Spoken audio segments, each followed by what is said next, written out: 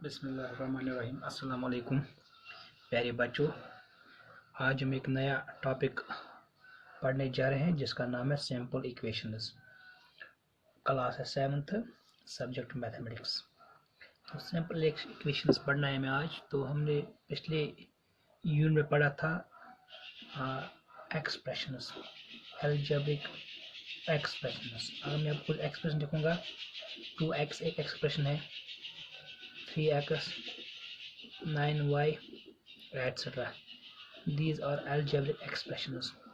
अगर मैं एक ऐसी algebraic expression लिखूं जिसमें साइन ऑफ इक्वलिटी आए, साइन ऑफ इक्वालिटी,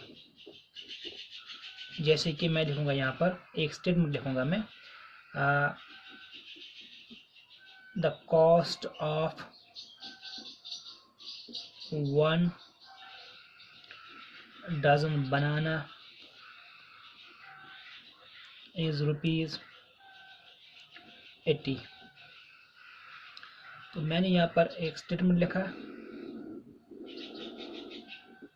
इस स्टेटमेंट में क्या लिखा कि मैं लिखा कि जो कॉस्ट, जो कीमत है 1 डजन मीनस 12 बनाना की है वो है ₹80।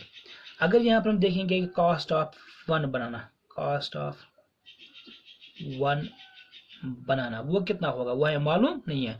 उसके लिए हम अननोन नंबर लगाएंगे x, हम y भी लगा सकते हैं, हम z भी लगा सकते हैं, हम a भी लगा सकते हैं, b भी, कोई भी लेटर जो हम लेटर इस्तेमाल करते हैं, कोई भी लेटर हम कॉस्ट ऑफ 1 बनने के लिए इस्तेमाल करते हैं, क्योंकि इसका जो कॉस्ट है वो हमें मालूम नहीं है और वो वेरी भी हो सकता है। अगर 1 डजन का कॉस्ट 80 है तो 1 का कुछ होगा, अगर 1 डजन का कॉस्ट 80 से ज़्यादा हो तो ये x का वैल्यू ज़्यादा आएगा। तो इसका मतलब है कि ये जो कॉस्ट ऑफ 1 बनाना है ये कंटिन्यूसली चेंज होता जा रहा है। इसके लिए हम अननोन नंबर इस्तेमाल करते हैं, क्योंकि यह मालूम इसका नंबर कितना है। हम सपोज करते हैं कि हम इसका ना कॉस्ट लेंगे x या लेंगे y या z। चलो, cost of 1 banana is equal to x, cost of 12 banana, cost of 12 banana is equal to 12x, कितने के बराबर है 80 rupees. So 12x is equal to 80, cost of 12 bananas is equal to 80, that means cost of 1 dozen banana is equal to 80। अगर हम इसको short hand form में लिखेंगे तो ऐसे लिखेंगे 12x is equal to 80। तो ये जो नया एक्सप्रेशन बन गया, जिस एक्सप्रेशन में साइन ऑफ इक्वलिटी आ गया, इस एक्सप्रेशन को हम कहते हैं इक्वेशन। मैथमेटिक्स में इसको कहते हैं इक्वेशन और सिंपल इक्वेशन, सिंपल इक्वेशन कहते हैं। तो अगर हम सिंपलीफिकेशन करेंगे तो short hand representation of a statement which contains literal numbers, constants and sign of equality is called an equation.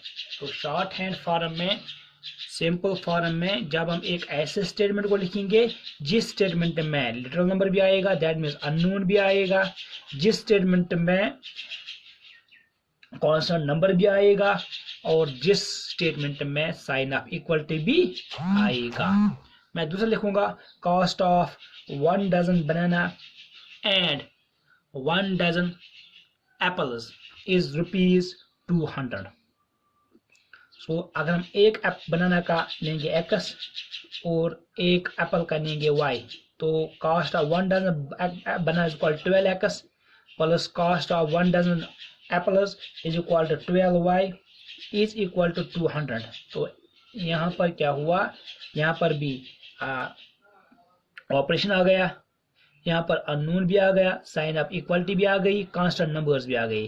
तो ऐसे स्टेटमेंट को हम कहते हैं short hand representation of statement of equality is called equation. इसी को हम इक्वेशन कहते हैं किसमें, मैथमेटिक्स में।